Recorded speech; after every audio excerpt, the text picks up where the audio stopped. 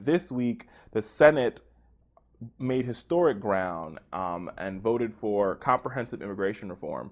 Now, let me start out by saying this is not the bill. This is not the best bill. It's not. I'm going to be the first one to tell you. I'm one of those people that believe that this border security stuff is a load of crap, but there is a pathway, a long one. But like the Lord says, narrow is the path, small is the gate. There is a pathway to citizenship. The bill also includes portions of the DREAM Act. It's a decent bill. Could have been 30 times better, but it's a decent bill.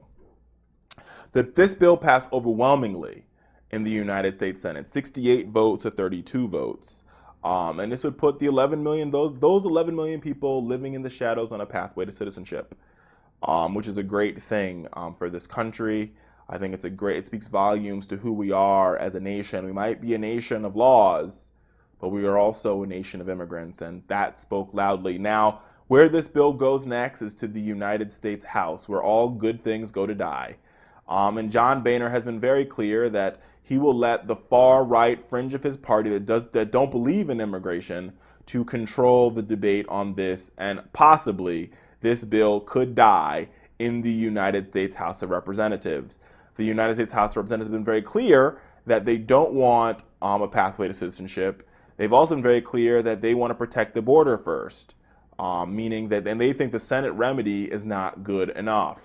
And I think there's some indicators here, politically, how certain individuals voted on the bill sort of speaks volumes to what will happen in the House. The Rand Pauls and the Ted Cruzes of this world, which speak to the Louis Gohmerts and, Michelle Bachmans and Paul Ryans of this world, have told you how they plan on voting on this bill. They plan on making sure that they do everything possible to keep Latinos away from citizenship, because they understand that when Latinos show up to vote and African Americans show up to vote and young people show up to vote and the LGBT community shows up to vote, they lose elections. That's what this is about. This is about controlling who has the power. And I've said this all show, but when you feel as though you're losing power, you're going to do everything possible to hang on to the power that you do have. And that is why this immigration bill will not pass the United States House. Don't let them fool you and say it won't pass because they want more border security. It has nothing to do with border security.